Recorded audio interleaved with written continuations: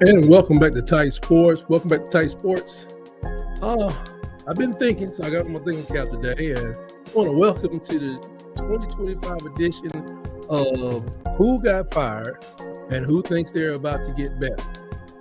8 from UAB, Penn State, Oregon State, Stanford, UCLA, Virginia Tech, Oklahoma State, and Arkansas have hit the eject button on their coaches. And while some of these moves scream fresh start, others reek of desperation, delusion, and the pre-NIL mindset that no longer fits the modern game. I mean, Prince Dilfer is out, and UAB thinks a new coach will fix the foundation. But let's be real, unless you're offering NIL deals that rival the ones at Georgia Tech, you forget about it. Ain't nobody going to Birmingham for that, man. The Blazers need to stop chasing the Power 5 dreams and start building a brand that fits their lane. Stay in your lane, chumps. You're not Alabama. You're not even Auburn. You're a commuter school with a bunch of help. Get over it. Oregon State. The fog in Corvallis. I heard a story the other day that that when you get a recruit to go to Oregon State, you know that plane has to land? The plane not only lands in Eugene, but the road to Corvallis, Oregon, drives right past the University of Oregon and all their Nike splendor. Trent Bray is gone, and the Beavers are back in the wilderness. But here's the truth. Corvallis isn't a destination. It's a detour. NIL has changed the game. And unless you're offering six figures and a clear path to the NFL, ain't nobody going out there messing with that foolishness. Players aren't choosing pine trees over palm trees. Yeah, Sacramento State, go look at them. They have the advantage now. Yeah, they got some money. Oregon State needs to stop pretending it's a sleeping giant and start waking up to the reality that they are who they thought they were. A losing program. You lost probably the best coach you ever had. Stanford, the Ivy of the West, still lost in the woods. Frank Wright was the interim, but Stanford got a problem, and it isn't coaching. It's culture. You want to recruit elite athletes to Palo Alto, great, but they also need to pass calculus and write essays. I mean, a lot of them too. And that's commendable. I'm not knocking education. In the NIL era, Stanford's academic gatekeeping is going to keep recruiting as a roadblock. I mean, it's going to be a roadblock. You got to loosen up the reins, so forget about it. Go ahead and drop on down to D2. Maybe even go D3. Don't worry about it. Let us do this. Let everybody, we need this. Y'all don't need that. So when they find maybe they can find like a unicorn of a coach. Somebody that can go in there and keep them from losing, and keep from losing all the time, and they still get their homework done over there. Coach Shaw is doing, he ain't doing nothing. He's a passing game analyst with the Detroit Lions. You may want to give him a call because he ain't really. I don't see who can go over there and operate. Harbaugh ain't coming back. And you still have to change those rules. Now, the UCLA Bruins, they got rid of their coach after this blue implosion. Deshaun Foster's firing was inevitable, really, after the first press conference he did with the back then, the Pac-12. I knew that was over with. He didn't want to be there. I don't know why he took the job. But the Bruins are living a real fantasy. I mean, they doing good, man. Be in Los Angeles. They seem like they have their coach. Sometimes it's emotions. And here at Tight Sports, we don't be dealing with no emotion. I see it all the time. Oh, you went up early in the first quarter, but will it last? The coach they have there now, young. If you can lock that man, if he can recruit, if he can draw up a game plan, you might have it, but it ain't guaranteed. But you're not a top dog in your own city. A nice city, Los Angeles. And the NIL money is still flying around like confetti all over Los Angeles. So you still got to get into NIL and make something happen. You need a cultural overhaul. And I think you're getting it with young Neuheisel. For playoff dreams, could be in 2027, 2028. But right now, just focus on breaking 500 and stop losing to Northwestern. This is crazy. Virginia Tech, Blacksburg Blues. Brent Pry's out, and the Hokies are hoping for a miracle. But let's talk about geography. Blacksburg, Virginia, isn't exactly a hotbed of NIL opportunity. So you fire your coach because he can't compete against people out of Atlanta. You know what I'm saying? Clemson, who does provide a role to the NIL, to the NFL, if nothing else. You're asking 18-year-olds to choose rule charm over urban accents. And unless the next coach is a recruiting wizard with a suitcase full of cash, your ceiling is about 84, 75 most years. And a bowl game in Shreveport or Montgomery. I don't know how to help you. Maybe you can get Saban. And I used to say he'll never come back. For the love of God, some of these programs, Nick Saban does need to come back because this is ridiculous. Maybe he can go over and help his friend in North Carolina. That's trash. Oklahoma. The Gundy goodbye his exit was long overdue. And Stillwater, Oklahoma, still ain't sexy. The Cowboys need a coach who can recruit nationally, develop talent, win shootouts. But again, location matters. NIL matters. Bunch of bums, more bums calling me on the phone. But unless you're like offering more than mullets and nostalgia, and the pretty architecture provided by Mr. Pickens, may he rest in peace, top tier talent is not going to avoid Dallas, Houston, them other cities in Texas, just to come to Stillwater, Oklahoma. Hey, and if I was a recruit in that area, I want to know if they got a team over there in Branson, Missouri. You guys know how to party over there. Arkansas. The Razorback reset. Sam Pittman is gone, and the Hogs are hunting for a savior. But in walks the Weasel. I knew when he got there last year, I said, you know what? The Weasel is there. But Arkansas, Fayetteville, it's not a recruiting paradise. SEC is a meat grinder, and Arkansas is stuck in the middle. So you want to compete with Bama, Georgia, LSU.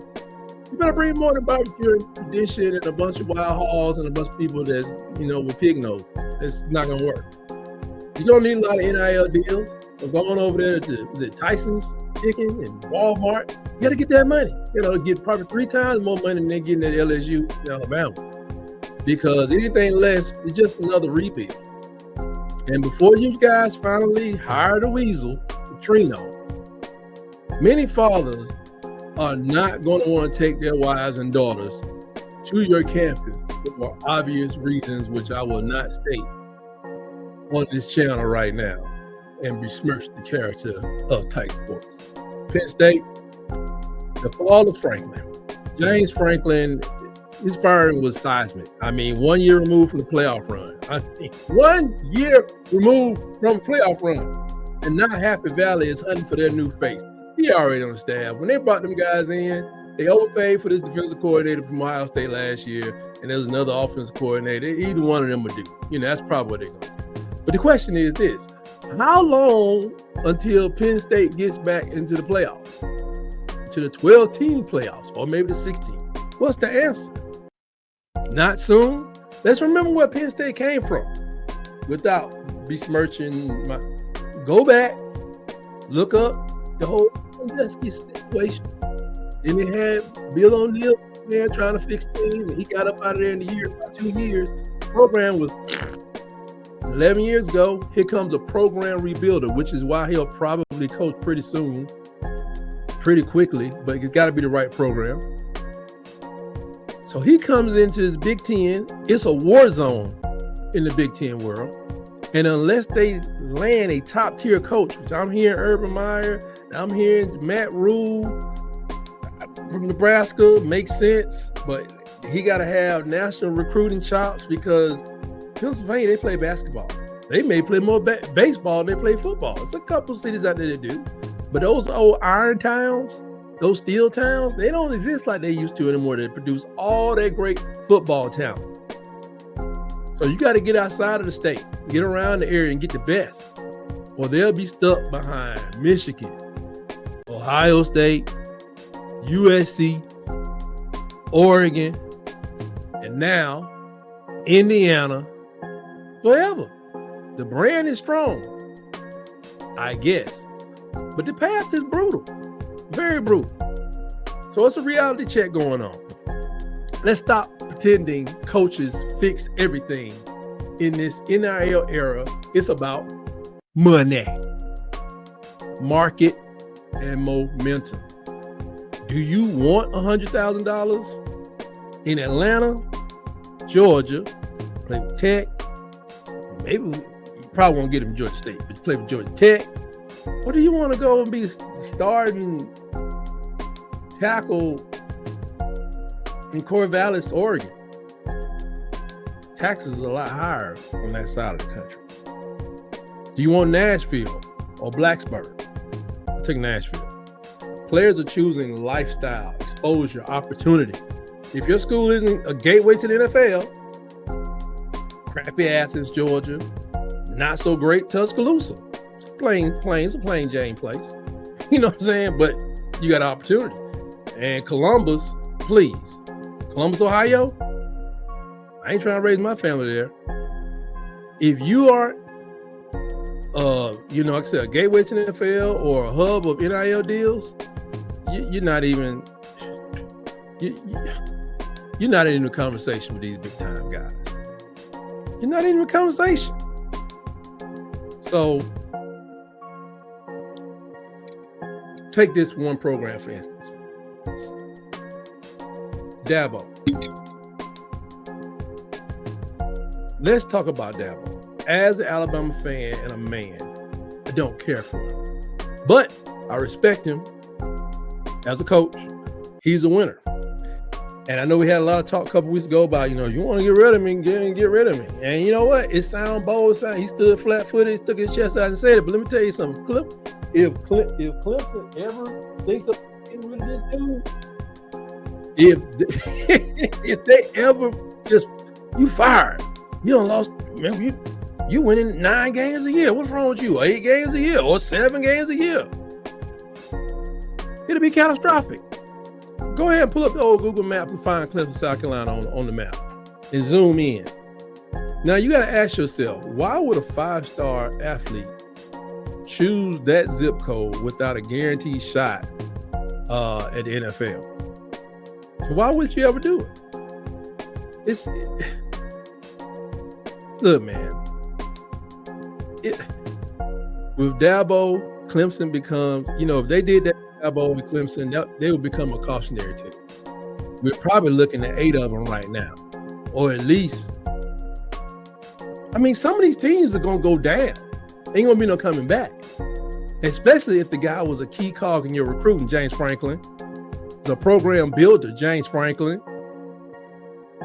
If you don't get the right coach from him, it's Penn State could be Oregon State in that conference.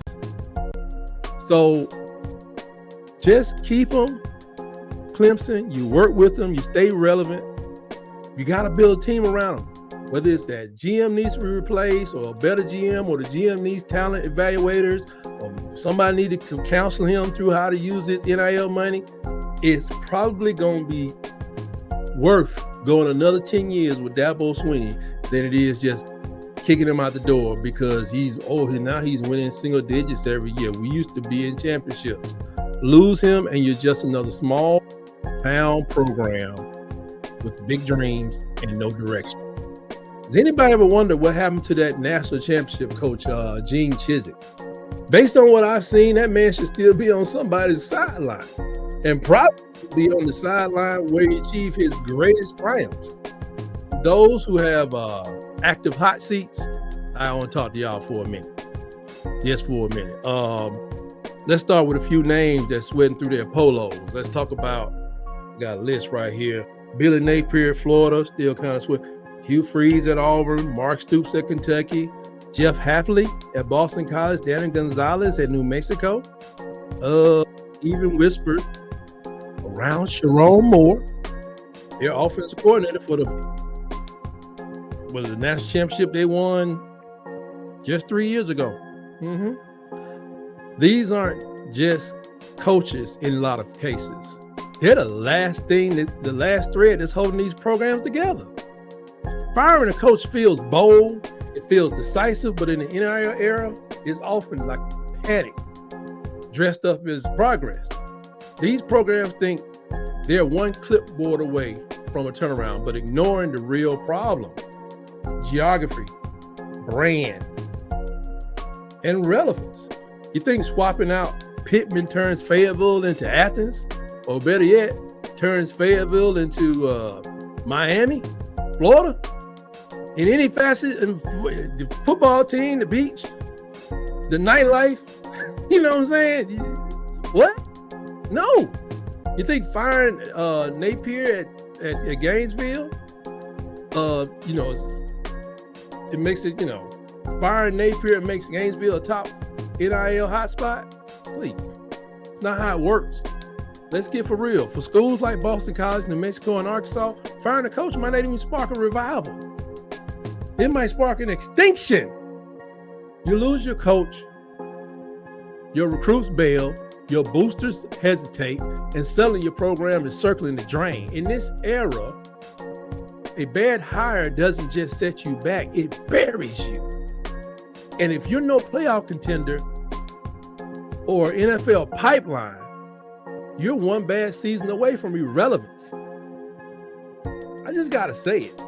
Programs need to assess these terminations with surgical precision. But I've long said, if you're going to fire them, yes, this is the next month is where you need to do your firings, because you wait to the end of the season, that portal opens up and woof.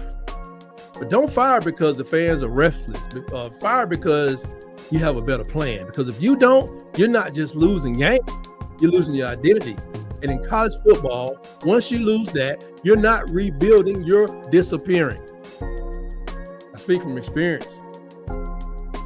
Alabama got rid of a lot of good coaches. Well, a few good coaches on the way to Gene Stallings. I don't know why Bill Curry got fired, but we paid the price, because what came after him, trash. A lot of people, they're coaching garbage. At Alabama, they fired with a purpose at that time, they thought. Just as they've hired with a vision. The rest of you're playing roulette with your future. Because I know at Alabama, this is all stuff we got in the whole state in a lot of cases. It's all we got. We can be good at this. So before you pull the plug, you better ask yourself, are you ready to survive the fallout? Because in this game, the wrong move just doesn't cost you wins, it costs you everything. Everything. From Tuscaloosa, this looks all familiar. Programs are chasing ghosts through the halls of Notre Dame, Tuscaloosa, Michigan, USC, and even Penn State, firing coaches and ignoring the real problem. They're just not built for this era. Alabama wins because it adapts, recruits, and dominates. Have we won the championship since Saban? No, but we feel pretty good about the direction we're going in, as a program. The rest of y'all, you're spinning on a carousel, hoping for magic. But in this game, hope is not a strategy. And like I always say, hope is not a plan. It's a headline waiting to happen. That's all I got. And always remember, roll, tide, roll.